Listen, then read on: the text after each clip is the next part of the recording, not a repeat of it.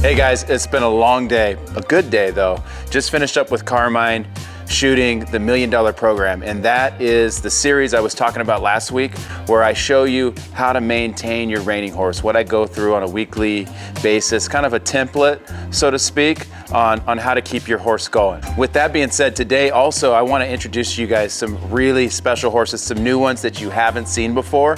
But before I get into that, I just want to talk about some of the comments I've been getting, which 90% of them are all good, which I appreciate. I thank you guys for all the subscriptions. You know, if you haven't already, go to the YouTube channel, go to Instagram, you know, comments, DMs. We love all of it. We try to answer as much as we can, especially nowadays, knowing that everybody's stuck at home and, you know, they're watching TV, they're watching video. I appreciate you guys watching, and that's why I try to help out, you know, as much as I can.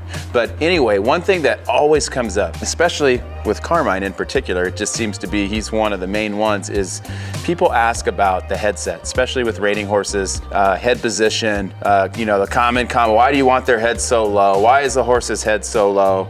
You know, he doesn't look happy. You're pushing the horse's head around, stuff like that. You know, I'm all about staying positive and everything, and I want to educate you guys. And those folks just don't know, is what I take it. They just don't understand how horses operate, and they don't understand that, like, when I answer and say that a horse's natural headset is really to be low and level, that it really is. I'm not making that up. I can't really force it. I mean, look at him right now. He's standing here. He's got his head down. For instance, like what I always tell people, number one, I don't want every horse to have its head down. It's not like that's what I'm after. I train reining horses for sure, and I'm competitive, so I want them to do well. For sure, they're in a more athletic position the more level the top line is. That's why when we go to pick them, horses like Carmine here, we try to get horses with a level top line. And a level top line just means from top of pole to their hip, that everything's pretty flat. You guys have seen some breeds where the horses, the neck comes up like this. Well, those horses in their natural state are not going to carry their head or hang their head as a horse like this is going to. So no matter what I do with Carmine, he is going to have his head lower than some other horses. That's just the way it is. Now, also, I'd say when I go out to a pasture and I look at horses out there grazing, and horses are a herd animal, right? They're a prey animal, their instincts to run. When a horse is in a relaxed state, just think about it. You look out your window and you see the horses hanging out there. Where's their heads at? It's down on the ground. It's down, you know, that's where they eat, that's where they're most comfortable. When they get worried, that head pops up. So to me, when I watch a horse going around and its head's up and the rider's handling him or whatever, to me, that's not a horse that's completely relaxed. Unless you're talking about one, like I said, that neck's built to go up like that, then that is what it is. But a horse like this, if I see him, I look at his natural frame and I see him going around with his head up, to me, he's not comfortable. Something's not right. And so that's what I think people are misreading when they see horses like Carmine go around, or even Champ. They are so relaxed. They are so comfortable with me. They know black and white. They know pressure release. They know that, you know, I'm not going to mess with them when they're cruising around. I'm going to leave them alone. They feel confident enough to put their head down in the dirt like this sometimes. And it just so happens with the reining horse, the ones that go around that better just tend to stop a little better, spin a little harder, just because they're in more of an athletic position. They're built to be athletes, I guess is what I'm saying. You can't force a 1,000-pound horse to do anything. And are there bad trainers out there? Absolutely. Are there trainers maybe that are inexperienced, that don't quite understand what it is they're doing? Absolutely. No different than with the bits and the spurs. Those are tools, guys. You know, it's all about who's using that bit, whose hands are holding those reins. You know, how much pressure are you putting on that horse? Are you releasing at the right time? Same thing with spurs. They're just tools. Now, if your goal is to just ride down the trail and you're not gonna ask your horse for any more than that, well, you might not need as many tools as I do. But when I've got a horse that's instinctively, and you can't tell me they're not, because I watch them in the pasture, they instinctively want to stop, they want to spin, roll back. Given the right hands and the right experience, I've been doing this since I was like 8 years old. With the right tools, I can get to a release point a lot faster than if I go with a snaffle or a super mild bridle or whatever that case may be. So I'm just going to show you here. I brought Carmine back out. He's in a halter, lead rope. I've got no spurs on, and I just want to show you that natural headset, what I'm talking about, that this horse truly on his own, I wish I had the video from the first day when I started him, loped around with his nose in the dirt.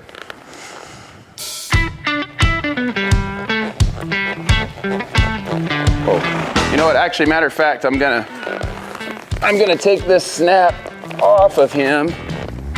I am gonna keep the rope around his neck.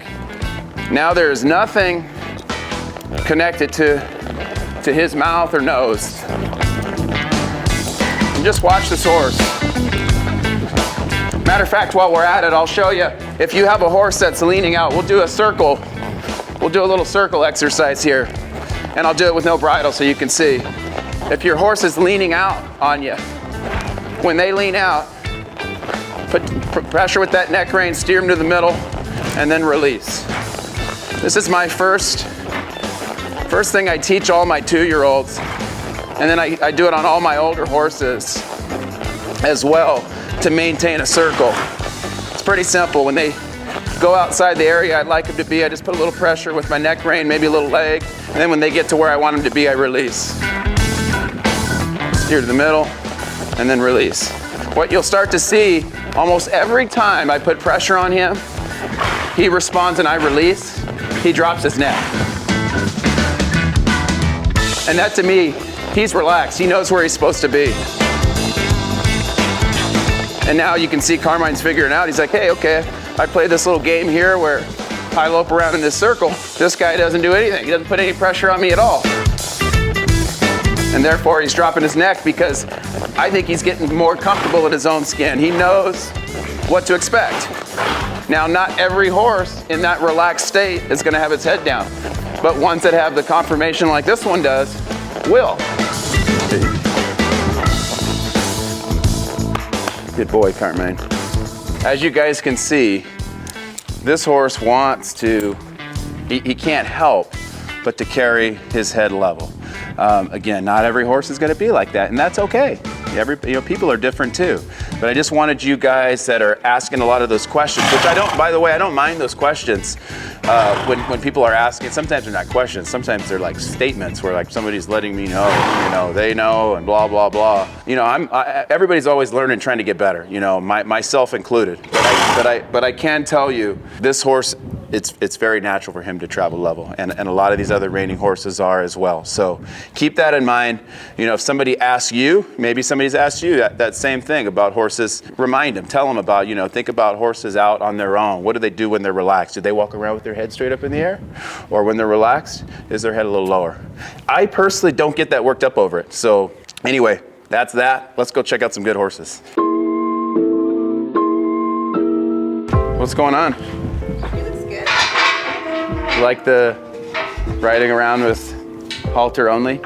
It's kind of starting to get me like prepared for Nite Tripps, because I talked last week. I went ahead and committed to running and stopping Nite Tripps with nothing on. I mean, nothing on the horse, no bridle or anything, out in the wide open and stopping him. Yeah. So I kind of getting a little practice with Carmine. Ah, hi, buddy. Have you played any more golf since last week? No. I think we all need to retire, huh? Like George said, we need to take 1 week off and then quit. What's going on, Lee? This is Lee's horse, Chili. It's a 3-year-old Iceman, right? Yes. Iced whiskey. So this is chili, like chili cold, or like Yes. chili you're gonna eat? Cold, as in the iced part. Chili with a Y. I want you guys to see my Futurity horses for this year. had a ton of time to work on him, not going to shows, especially, not going to the NRBC. That was like 2 weeks where I've been home riding. This is Blondie. Her register name is Blonde Attitude, but she doesn't have that. She's the sweetest filly. She's by Wimpy's Little Step, and she's out of a mare named Miss Little Attitude, which Nathan Piper showed her, so did Craig Schmerzel. But more importantly, that mare Face the Attitude that Craig Schmerzel won his first Futurity on, same mother. That one's by Paleface Dunnett, and she's by Wimpy. We got her out of the Futurity sale as a yearling, and she has just been an absolute dream to train. She's been, as a matter of fact, I don't think she's ever had a bad day. I mean, she's just one of those type horses, especially, filly just wants to be good, wants to please. I love how strong she is. She started out kind of a little on the scrawny side, and she's really filled out a ton. And I think part of that is because I don't have to hardly ride her very much. She comes out and she just kind of does everything right. I'm looking forward to getting her off the ranch and testing her out at some, taking her to some shows and just seeing how she does. But yeah, she's definitely doing really good. So I've got 5 this year. We can only show 3. I've got 5, I think, pretty darn good ones to show you.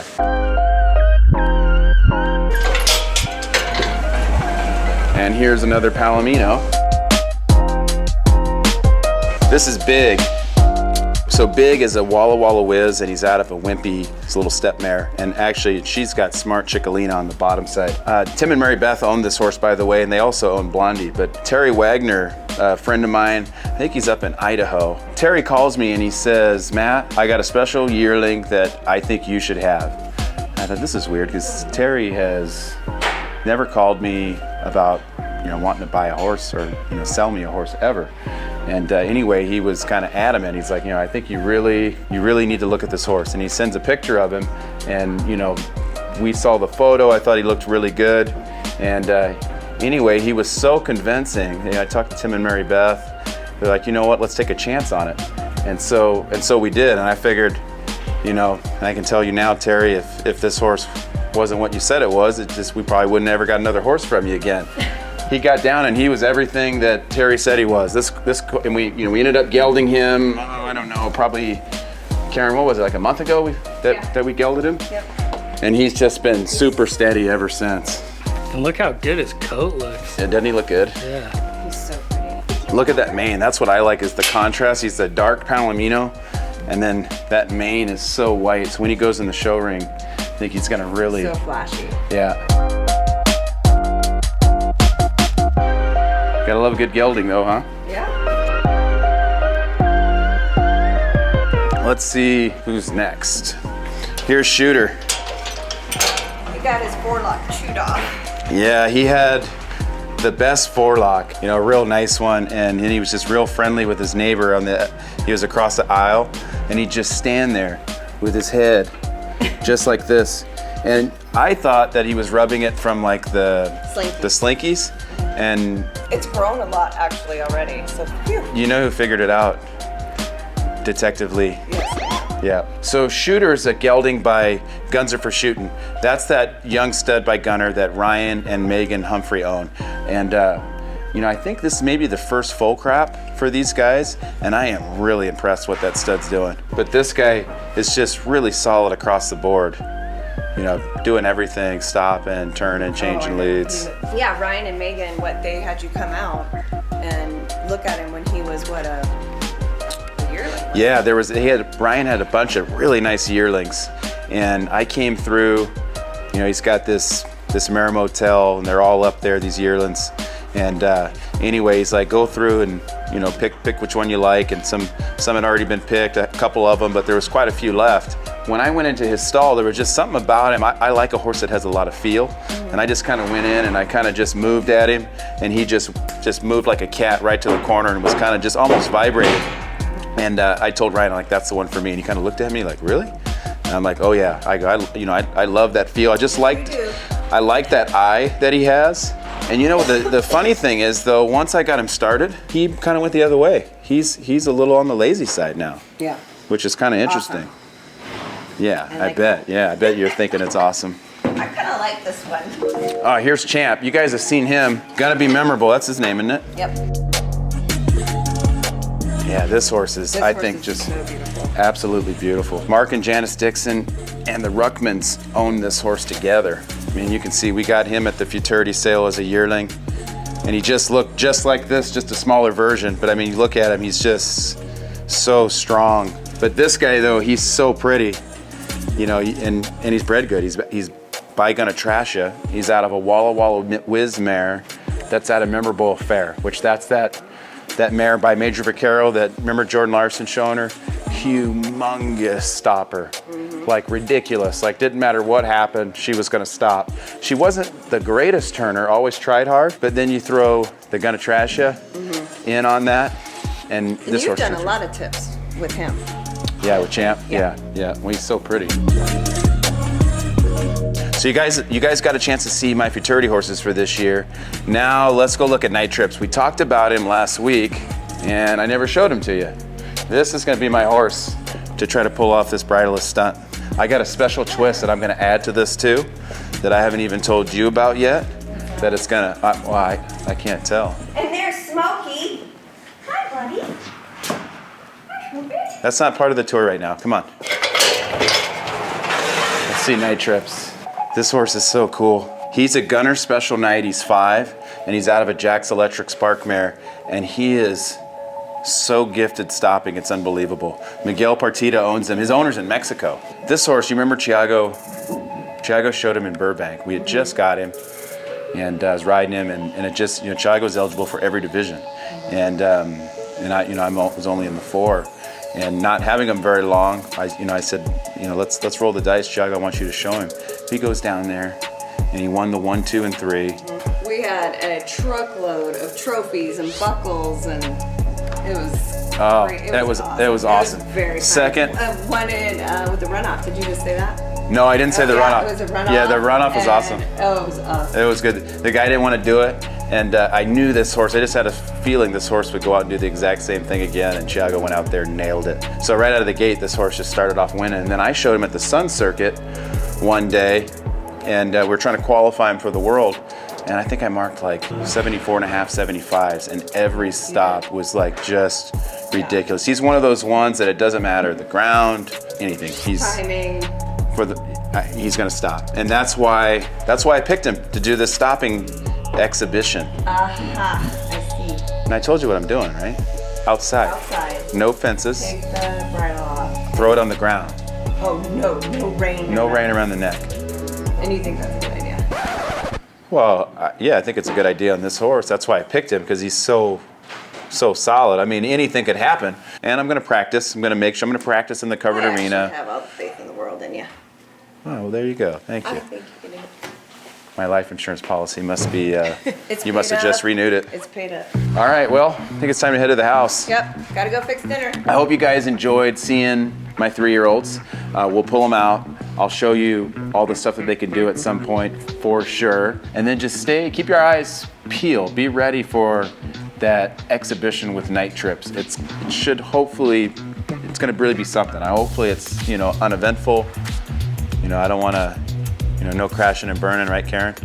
And then as always, you guys please hit the subscribe button on the YouTube channel. Send me those messages, the questions, comments, anything that you are, you're not sure about or you need a little explanation on. I'll do my best to try to help you out. And then on my website, mattmillsreining.com, we have now about 250 tutorials covering just about everything that you could think of with horse training, from starting colts all the way to maintaining show horses or sharpening maneuvers. And you can find that all on the subscriber page on my website. So catch you next time.